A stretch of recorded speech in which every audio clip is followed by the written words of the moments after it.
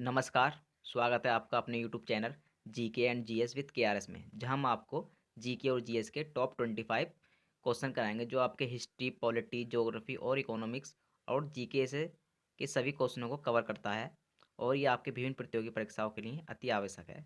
तो चलते हैं, आपका पहला क्वेश्चन है क्वेश्चन नंबर 1।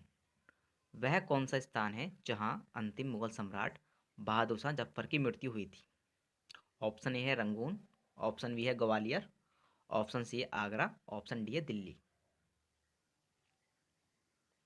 तो इसका सही आंसर है ऑप्शन ए, रंगून।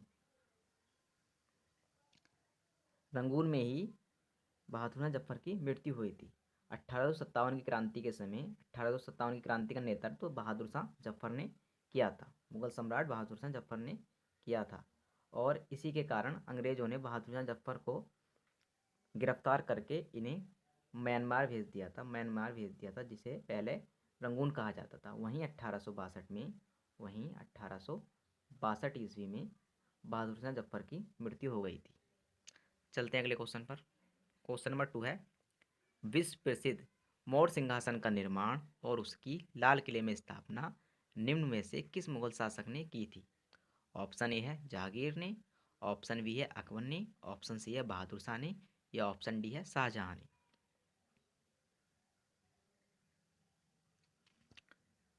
मयूर सिंहासन, मौर्य सिंहासन से मयूर सिंहासन भी कहा जाता है। इसका निर्माण शाहजहां ने करवाया था। इसमें बहुत ही कीमती रत्न लगाए गए थे और कई प्रकार के प्योर संगमरमर से बनाया गया सिंहासन था। ये बहुत ही महंगा सिंहासन है। इसे नादिर शाह अपने साथ ले गया था जब से ये भारत से नादिर शाह के साथ चले गया था।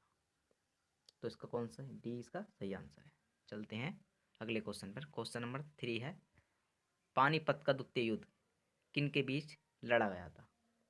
ऑप्शन ए है बाबर और लोदी के बीच, ऑप्शन बी है अकबर और हेमू के बीच, ऑप्शन सी है अली रजा और चंद्रगुप्त मौर्य, ऑप्शन डी है अकबर और लोदी। तो इसका सही आंसर है ऑप्शन बी, अकबर और हेमू के बीच। ये पानीपत का द्वितीय युद्ध अकबर और हेमू के बीच लड़ा गया था। और प्रथम युद्ध बाबर और लोदी के बीच लड़ा गया था। और तृतीय युद्ध अहमद शाह अब्दाली और मराठाओं के बीच पानीपत का तृतीय युद्ध लड़ा गया था। इसका सही आंसर रहेगा ऑप्शन बी, अकबर और हेमू के बीच पानीपत का द्वितीय युद्ध लड़ा गया था। चलते हैं चौथे क्वेश्चन पर।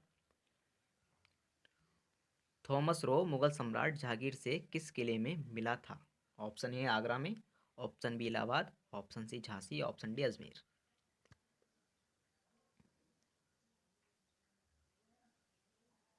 तो इसका सही आंसर है ऑप्शन डी, अजमेर।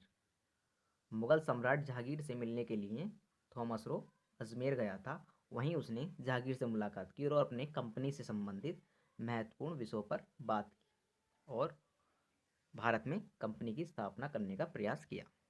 चलते हैं अगले क्वेश्चन पर। क्वेश्चन नंबर 5 है, इनमें से किसने भूमि मापांकन की व्यवस्था प्रारंभ की? ऑप्शन ए है बहादुर शाह ने, ऑप्शन बी है,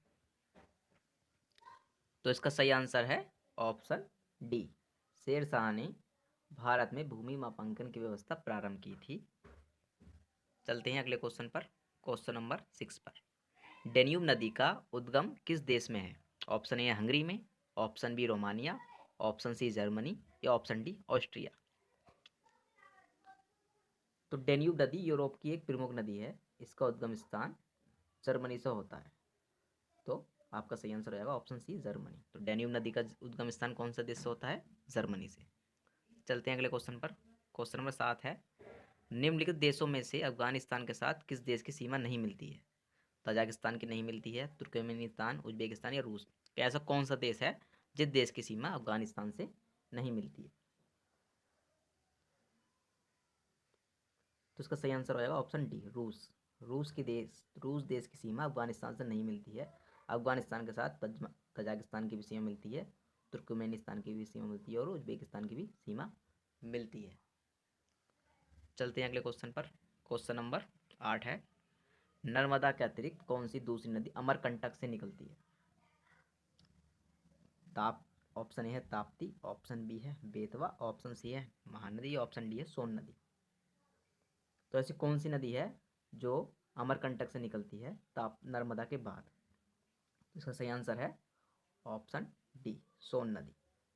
सोन नदी जो उत्तर की ओर बहती है, ये अमरकंटक पठार से निकलती है, जो मध्य प्रदेश में, जो एमपी में स्थित है, और इससे ही पश्चिम की ओर नर्मदा नदी भी निकलती है।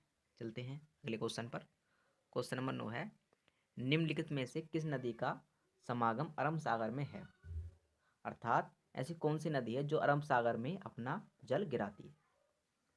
तो ऑप्शन ए है नर्मदा, ऑप्शन बी है गोदावरी, ऑप्शन सी है कावेरी, या ऑप्शन डी है कृष्णा।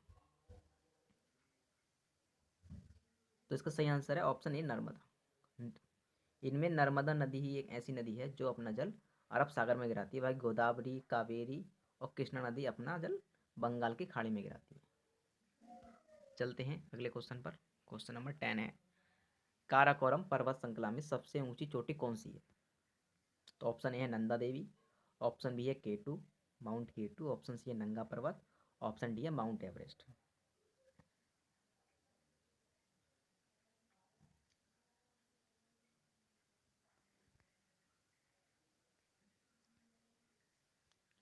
तो इसका सही आंसर है ऑप्शन बी, माउंट केटू, मतलब गॉडविन ऑस्टिन काराकोरम पर्वत श्रेणी की सबसे ऊंची चोटी है। बाकी नंदा देवी, नंगा पर्वत और माउंट एवरेस्ट ये हिमालय की सबसे ऊंची पर्वत, हिमालय की सबसे ऊंची पर्वत चोटी है माउंट एवरेस्ट। और काराकोरम की कौन सी है? केटू, गॉडविन ऑस्टिन। चलते हैं अगले क्वेश्चन पर। क्वेश्चन नंबर 11 है, भारत का संविधान लिखा गया था 2 वर्ष से अधिक किंतु 3 वर्ष से कम, 3 वर्ष में, 3 वर्षों से अधिक अवधि में, या 2 वर्षों में, मतलब भारतीय संविधान को लिखने में कितना समय लगा था? तो आप सभी जानते हैं कि भारतीय संविधान को लिखने में 2 वर्ष 11 महीने और 18 दिन लगे थे। तो यह अवधि 2 वर्ष से अधिक और 3 वर्ष से कम की अवधि है, अर्थात ऑप्शन ए, भारतीय संविधान को 2 वर्ष से अधिक और किंतु 3 वर्ष से कम अवधि का समय लगा था। चलते हैं अगले क्वेश्चन पर। क्वेश्चन नंबर 12 है, समान कार्य के लिए समान वेतन भारत के संविधान में सुनिश्चित किया गया है। एक, ये कैसा है? मौलिक अधिकार है, राज्य के नीति निर्देश सिद्धांतों का अंग है, मौलिक कर्तव्य है, या आर्थिक अधिकार है? मतलब कैसा अधिकार है समान कार्य के लिए समान वेतन? तो इसका सही आंसर हो जाता है ऑप्शन बी, राज्य के नीति निर्देशक सिद्धांतों का अंतर्गत ही समान वेतन और समान कार्य का प्रावधान किया गया है।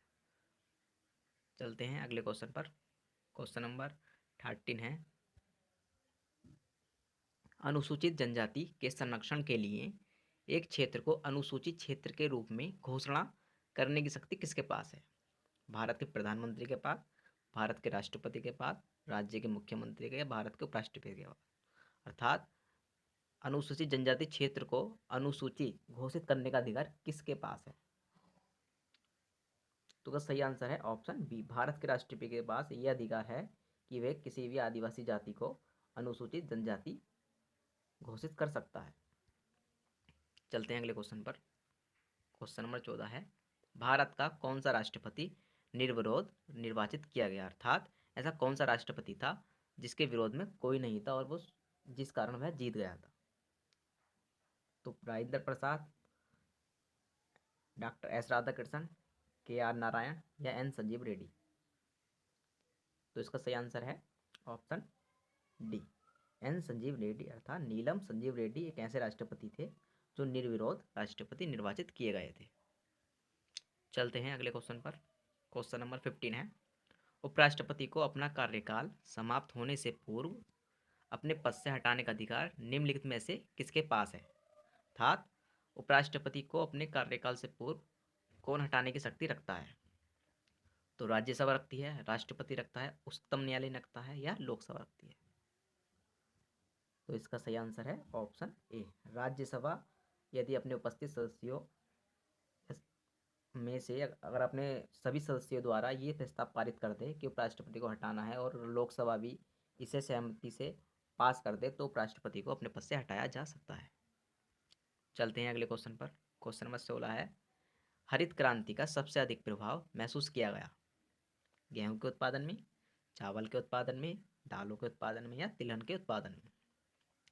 तो आप सभी जानते हैं हरित क्रांति जो भारत में 1965 से प्रारंभ करी गई थी, इसके तहत गेहूं के उत्पादन कराया गया था। कहाँ पर करा गया था? हरियाणा में करा गया था, पंजाब में और पश्चिमी यूपी में। पश्चिमी यूपी में गेहूं के उत्पादन में बहुत वृद्धि हुई थी, जिस कारण भारत गेहूं के उत्पादन में आत्मनिर्भर हो गया था। चलते हैं अगले क्वेश्चन पर। क्वेश्चन नंबर 17 है, आयात निर्यात बैंक स्थापित हुआ था। आयात निर्यात बैंक किस सन को स्थापित हुआ था? 1981 को, 1982 को, 1985 को या 1989 को?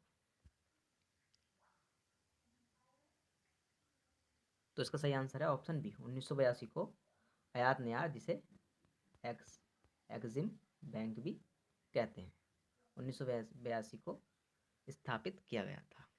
चलते हैं अगले क्वेश्चन पर। क्वेश्चन नंबर 18 है, अधिक अन्न उपजाओ अभियान किस वर्ष में प्रारंभ किया गया? 1954 में, 1948 में, 1946 में, 1962 में? तो इसका सही आंसर है ऑप्शन बी, 1948 में अधिक अन्न उपजाओ अभियान प्रारंभ किया गया। B is the right answer. चलते हैं अगले क्वेश्चन पर। क्वेश्चन नंबर 19 है, भारत की वर्तमान औद्योगिक नीति अधिक उन्मुख है। तो ऑप्शन है अर्थव्यवस्था के अधिक नियमन की ओर, ऑप्शन बी है वैश्वीकरण की ओर, ऑप्शन सी है लोक क्षेत्र को बढ़ाने की ओर या उपरोक्त सभी की ओर। तो भारत की जो वर्तमान औद्योगिक नीति है वो किधर की तरफ है? तो चलते हैं अगले क्वेश्चन पर। क्वेश्चन नंबर है, ऑप्शन है बेंगलुरु, पुणे, कोलकाता या बम्बई। तो आप सभी जानते हैं कि आरबीआई की स्थापना 1935 में हुई और 1935 में इसका कहाँ थी? कोलकाता में थी। कोलकाता में इसकी स्थापना करी गई थी, लेकिन 1937 में 1937 में इसका कार्यालय कहाँ स्थापित किया गया था? मुंबई में। इसका कार्यालय मुंबई में स्थापित कर दिया गया था। तो वर्तमान में इसका कार्यालय कहाँ स्थित है? मुंबई में। लेकिन स्थापना के समय 1935 में इसका कार्यालय कहाँ था? इसका कार्यालय था ऑप्शन सी, कोलकाता में आरबीआई का कार्यालय स्थापित था। चलते हैं अगले क्वेश्चन पर। क्वेश्चन नंबर 21, निम्न में से सर्वाधिक सीमाओं वाला देश कौन सा है? चीन, ब्राज़ील, भारत, कनाडा। ऐसा कौन सा देश है जो सबसे ज़्यादा देशों के साथ सीमा बनाता है?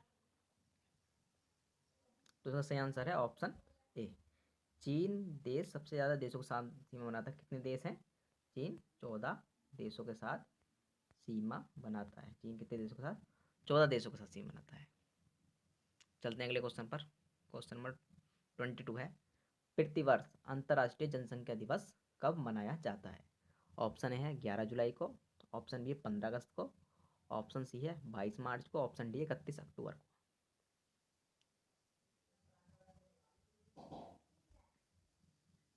तो सही आंसर है ऑप्शन ए, 11 जुलाई को प्रतिवर्ष अंतर्राष्ट्रीय जनसंख्या दिवस मनाया जाता है।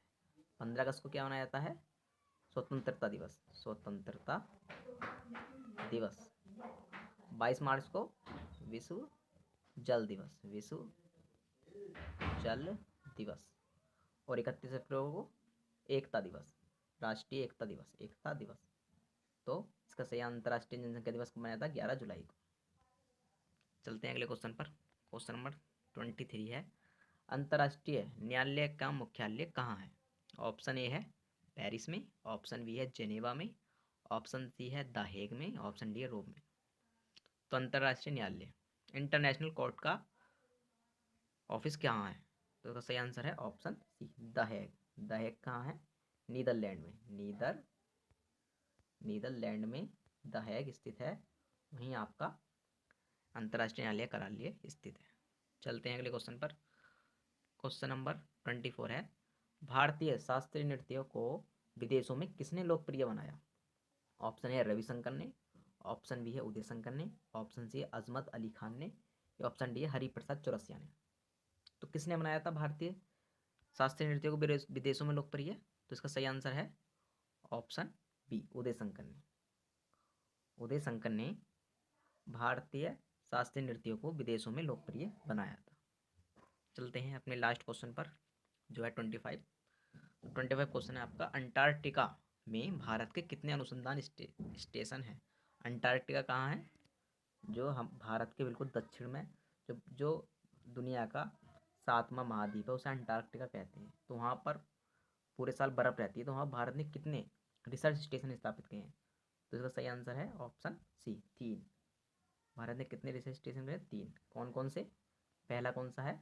दक्षिणी गंगोत्री, दक्षिणी नहीं, पहला भारती, पहला है भारती, दूसरा है दक्षिणी गंगोत्री, दक्षिण गंगोत्री, और जी तीसरा है आपका, तीसरा कौन सा है? मैत्री, तीसरा है मैत्री।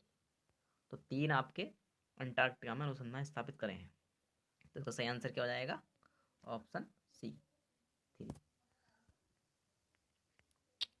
यदि आपको हमारी वीडियो अच्छी लगी हो तो हमारे चैनल को लाइक करिए, सब्सक्राइब करिए और शेयर करिए, और हमारी कोई कमी पाई जाती है तो उसके लिए कमेंट करिए। इसी के साथ हम ये श्रृंखला कंप्लीट करते हैं। धन्यवाद।